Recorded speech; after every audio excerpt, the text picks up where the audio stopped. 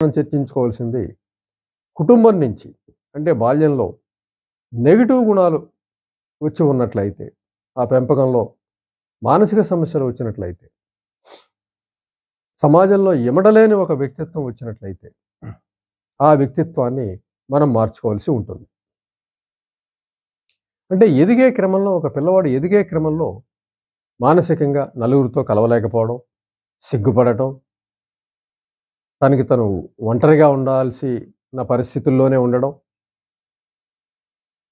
ఎవరైనా ఇంటికొస్తే వచ్చి పలకరించలేకపోవడం, ఏదైనా పని చెప్తే గబుక్కున వెళ్ళలేకపోవడం, ఉత్సాహం లేకపోవడం, నిరుత్సాహం ఉండడం, నీరస మనస్తత్వంతోటి ఉండడం, ఎవరు పెద్ద స్నేహితులు లేకపోవడం, ఈ రకమైనటువంటి పరిస్థితిలో పిల్లవాడు పెరుగుతున్నప్పుడు తల్లిదండ్రులు గమనించి ఉంటే వాళ్ళకి కొంతవరకు కూడా బాగు చేసే అవకాశం ఉంటుంది. ఒకవేళ గమనించకపోతే వారి పనుల్లో వారు, వారి ధోరణిలో వారు కొనసాగితే పిల్లవాడు అదే సమస్యతో పెరగడం జరుగుతుంది.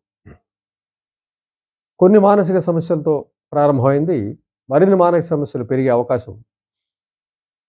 నెగిటివ్‌గా ఆలోచించడం, భయపడటం, పిరికితనంగా ఉండడం, ఇవన్నీ కూడా నెమ్మదిగా అలవాటు పడడంలో అతను ఎదిగే క్రమంలో ఒక సమస్యాత్మక వ్యక్తిత్వం ఏర్పడడం జరుగుతుంది. ఇవన్నీ కలిసి అతని చదువు మీద కూడా ప్రభావం చూపిస్తాయి. ఎందుకంటే మానసిక సమస్యలు ఉన్నటువంటి వ్యక్తికి బుద్ధిమాంద్యం తప్పనిసరిగా ఉంటుంది. ఎంచేతంటే ఈ సమస్యల గురించే తీవ్రంగా ఆలోచిస్తూ ఉండడం, ఎవరితో కలవలేకపోవడం, విషయాల మీద కాకుండా వ్యక్తిగతమైనటువంటి ఆలోచనల మీదే మనసు కేంద్రీకృతం కావడం వల్ల విషయ పరిజ్ఞానం మెదడు గ్రహించలేని పరిస్థితుల్లో మెదడు ఎదగదు, ఆలోచనలు విస్తరించవు. తద్వారా ఎవరితోనూ కలవలేకపోవడం, భయం, పెరిగితనం, ఎప్పుడూ ఒక చోట ఉండిపోవాలనుకోవడం, ఇవన్నీ కూడా సమస్యలు వచ్చే అవకాశం ఉంటుంది. ఈ విధమైనటువంటి పెరుగుదలలో ఈ లక్షణాలన్నీ వచ్చినటువంటి వ్యక్తికి తప్పనిసరిగా పాజిటివ్‌గా పెరిగిన వ్యక్తికి ఉన్నటువంటి బుద్ధి చురుకుతనం ఇతనికి ఉండదు. బుద్ధిమాంద్యం ఏర్పడుతుంది. తెలివి తక్కువతనం అలవడుతుంది ఈ మానసిక సమస్యల కారణంగా. ఈ తెలివి తక్కువతనంతోటి చదువు కూడా రాని పరిస్థితి. స్కూల్లో పాఠాలు అర్థం చేసుకోలేని పరిస్థితి. అర్థం కానినా అడగలేని పరిస్థితి. సిగ్గు, బిడియం ఇవన్నీ ఉంటాయి. ఎవరేమనుకుంటారని భయం ఉంటుంది. ముడుచుకుపోయే స్వభావం ఉంటుంది. కుంచించుకుపోయే స్వభావం ఉంటుంది. ఈ సమస్యలతోటి అతను ఒక ప్రత్యేకమైన పెరుగుదలలో, ఒక నెగెటివ్ పెరుగుదలలో కొనసాగుతూ ఉంటాడు. చదువు మాదిరిగా రావాల్సిన స్థితిలో రాకపోయినా క్లాసులు, తరగతులు పెరిగిపోతూ ఉంటాయి. వయసు పెరుగుతూ ఉంటుంది. కానీ మనసు పెరగదు. మనసు సమస్యల వలయంలో ఉంటుంది. ఈ విధంగా అతను 10వ తరగతి దగ్గరికి వచ్చేసరికి అతనికి కొన్ని వ్యక్తిత్వ లక్షణాలు మనం ఏర్పడడం మనం చూస్తాం. అన్ని నెగిటివ్ వ్యక్తిత్వ లక్షణాలు ఉంటాయి.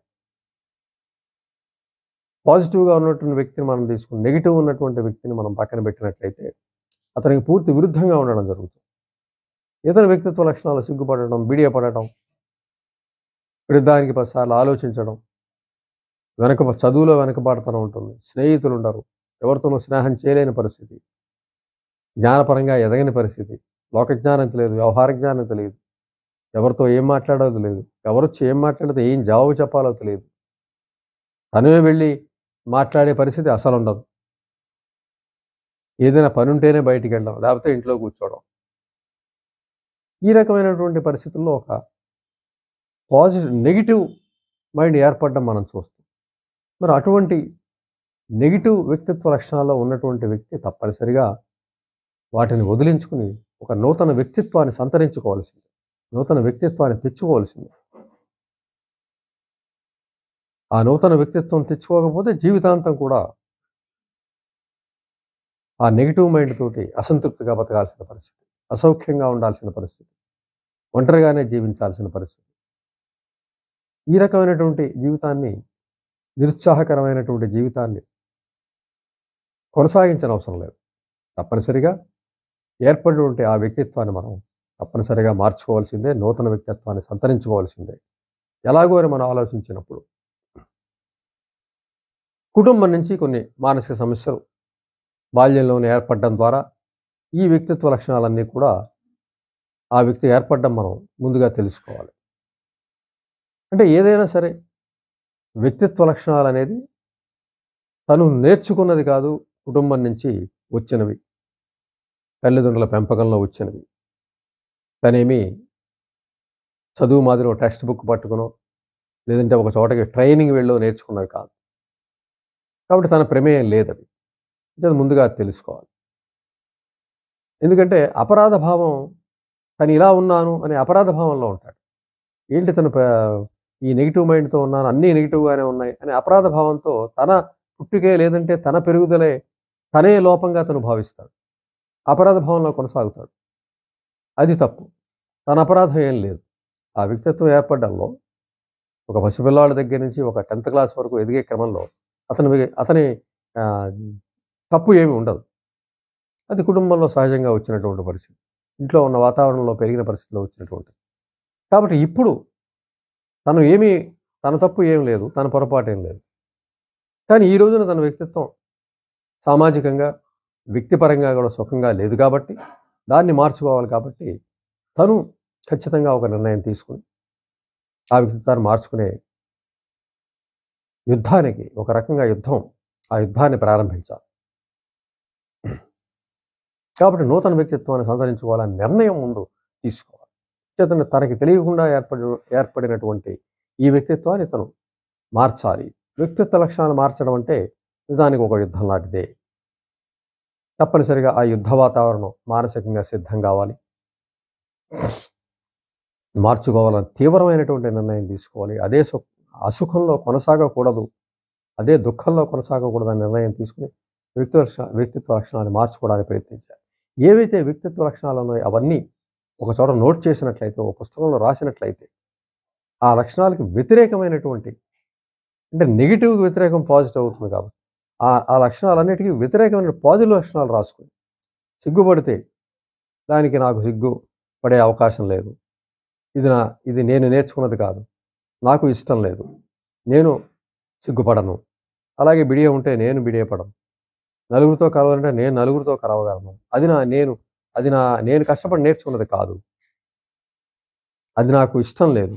ఆ లక్షణాలు ఏవైతే ఈ మానసిక సమస్యలు ఒక 10 రాసుకున్నట్లయితే, ఇవన్నీ నాకు ఇష్టం లేదు కాబట్టి వీటిని నేను వదులుకోదలుచుకున్నాను అని వాటికి వ్యతిరేకమైనటువంటి పాజిటివ్ లక్షణాలు రాసుకుని, ఏవైతే నెగిటివ్ వరుసగా రాసుకుని, సిగ్గు ఉండొచ్చు, బిడియ ఉండొచ్చు, స్వీయచేతన ఉండొచ్చు, ఇన్ఫీరియారిటీ కాంప్లెక్స్ ఉండొచ్చు, నలుగురితో కలవలేకపోవచ్చు, సరే వీటి మానసిక సమస్యలు అన్నిటి వల్ల బుద్ధిమాన్యం రావచ్చు, తెలివి లేకపోవచ్చు, భయం ఉండొచ్చు, పిరిగితనం ఉండొచ్చు. ఇవన్నీ రాసుకున్నప్పుడు దానికి వ్యతిరేకమైనటువంటి పాజిటివ్ లక్షణాలు నోట్ చేసుకుని వాటిని ఒక పుస్తకంలో రాసి ప్రతిరోజు వాటిని ఒక 10 సార్లు 20 సార్లు సూచికాయ చిన్నప్పుడు రాసి ఉంటాం. అలాగా ఒక పుస్తకం పేజీలో పైన రాసి, ఈ 10 ఉంటే 10 లక్షణాలు పైన రాసి ప్రతిరోజు కూడా ఆ లక్షణాల్ని రాస్తూ ఉండాలి. అంటే పాత లక్షణాల స్థానంలో మనం మార్చుకోదలిచినటువంటి కొత్త లక్షణాలు రీఎన్ఫోర్స్ చేస్తూ ఉండాలి. బలవంతంగా మనసు మీద ప్రవేశపెడుతూ ఉండాలి. ఇది నిరంతరం కొనసాగాలి. రోజుకి ఎన్నిసార్లు అంటే అన్నిసార్లు రాస్తూ ఉండాలి. ఖాళీ ఉన్నప్పుడల్లా రాస్తుండాలి. ఈ విధంగా చేస్తున్నట్లయితే, మానసికంగా చాలా శ్రద్ధతోటి జీవితాన్ని మార్చుకోవాలన్న లక్ష్యంతో రాసినట్లయితే, ఎప్పుడైతే ఆ వ్యక్తి కష్టపడుతున్నాడో, ఆ వ్యక్తి శ్రమిస్తున్నాడో, ఆ వ్యక్తి శ్రద్ధ చూపుతున్నాడో, ఏకాగ్రత చూపుతున్నాడో, తప్పనిసరిగా మనసు కూడా అతని శ్రమకి కలిసి వస్తుంది. ఆ లక్షణాన్ని త్వరగా నేర్చుకుని, ఆ పాత లక్షణాల స్థానంలో కొత్త లక్షణాలు నేర్చుకుని, దానికి తగ్గట్టుగా ఆలోచనలు మార్చుకుంటుంది, దానికి తగ్గట్టుగా ప్రవర్తనని మారుస్తుంది. అంతకుముందు నెగిటివ్గా ఉన్నటువంటి వ్యక్తి పాజిటివ్గా మారే అవకాశం ఉంటుంది, తప్పనిసరిగా ఉంటుంది. కాబట్టి నెగిటివ్గా ఉన్న లక్షణాలని రాసుకుని, వాటికి పాజిటివ్ లక్షణాలు రాసుకుని ప్రతిరోజు వాటిని కాపీ చేస్తూ ఎన్నిసార్లు వీలైతే అన్నిసార్లు కొంత పెద్దవాళ్ళు రామకోటి రాస్తుంటారు, సాయి కోటి రాస్తూ ఉంటారు. అలాగా అంత భక్తితోటి, అంత శ్రద్ధతోటి, వ్యక్తిగత శ్రద్ధతోటి ప్రతిరోజు అది రాయవలసిందే. రాయని సమయంలో కూడా వాటిని స్మరించవలసిందే. ఏవైతే కొత్త లక్షణాలు రాసుకున్నారో వాటన్నిటిని నిరంతరం స్మరిస్తూ ఉండడమే. నెక్స్ట్ ఇది రాసిన తర్వాత ఆచరణ అనేది నెక్స్ట్ చేయవలసి ఉంటుంది. ఏవైతే లక్షణాలు రాసుకున్నారో వాటిని ఆచరించే క్రమం కూడా చేయాలి. నాకు భయం ఉంది అనేది నెగిటివ్ అయితే భయం ఉండదు, నేను ధైర్యంగా ఉంటాను అన్నట్లయితే ధైర్యంగా ఉండే ఆచరణ కూడా చేసి తీరవలసిందే. అంతకుముందు భయపడిన సన్నివేశాలు ఎదుర్కోవాల్సిందే. అంతకుముందు సిగ్గుపడిన సన్నివేశాలు ఎదుర్కోవాల్సిందే. అంటే ఏవైతే మనం నెగిటివ్ లక్షణాలు రాసుకున్న వాటికి పాజిటివ్ లక్షణాలు రాసుకున్నామో అది రోజు రాస్తూ ఉంటామో, చూచికాపీ చేస్తూ ఉంటామో, రోజు ఎన్నిసార్లు కుదురుతుందో రాస్తూ ఉంటామో, అలాగే ఆచరణలో కూడా దాన్ని తప్పనిసరిగా పెట్టాలి. ఆచరణలో కూడా అంత వేగము, అంత తీవ్రత, అంత యుద్ధ రీతి ప్రవేశపెట్టాలి. ప్రతి క్షణం కూడా మనసంతా కూడా దాని మీదే ఉండాలి. ఏకాగ్రత చెడకుండా ఉండాలి. యుద్ధం పూర్తయ్యేంత వరకు యుద్ధమే. ఆ విధంగా చేస్తూ ఉండాలి. తర్వాత వ్యక్తిగతమైనటువంటి ఆసక్తులు ఉంటాయి. ఆ వ్యక్తిగత ఆసక్తి ఏంటి తెలుసుకున్నట్లయితే ఏ రంగంలో ఆసక్తి ఉందో తెలుసుకుని ఆ రంగానికి సంబంధించిన కృషి చేస్తూ ముందుకెళ్లాల్సి ఉంటుంది. ఆ రంగానికి సంబంధించిన అంశాలను సేకరిస్తూ ఆ రంగానికి సంబంధించిన వ్యక్తుల్ని కలుస్తూ అవకాశం వచ్చినప్పుడు ఆ రంగంలో ఏదైనా ప్రదర్శన ఇవ్వదలుచుకుంటూ అందులో వ్యక్తిగత ప్రతిని పెంచుకుంటూ రోజు ఇంట్లో దానికి సంబంధించిన రిహార్సల్ చేస్తూ ఉంటూ ప్రాక్టీస్ చేస్తూ అభ్యాసం చేస్తున్నట్లయితే అది చాలా కాపాడుతుంది. మనసు మీద తప్పనిసరిగా గొప్ప ప్రభావాన్ని చూపిస్తుంది. ఆ విధంగా ఉండాలి. తర్వాత జ్ఞానాన్ని పెంచుకోవడానికి రోజు దినపత్రికలు చదవటం. దినపత్రికలో ఆదివారం వచ్చేటువంటి చిన్న చిన్న పత్రికలు ఉంటాయి. అందులో వాటికి సంబంధించిన సమగ్ర సమాచారం ఉంటుంది. 4-5 పత్రికలు కొనుక్కొని అవన్నీ కూడా చదవడం. అందులో ఉన్నటువంటి పజిల్స్ పూర్తి చేయడం, సుడోకు లాంటివి పూర్తి చేయడం. చాలా కొత్త విషయాలు ఉంటాయి. అవన్నీ కూడా తెలుసుకోవడం.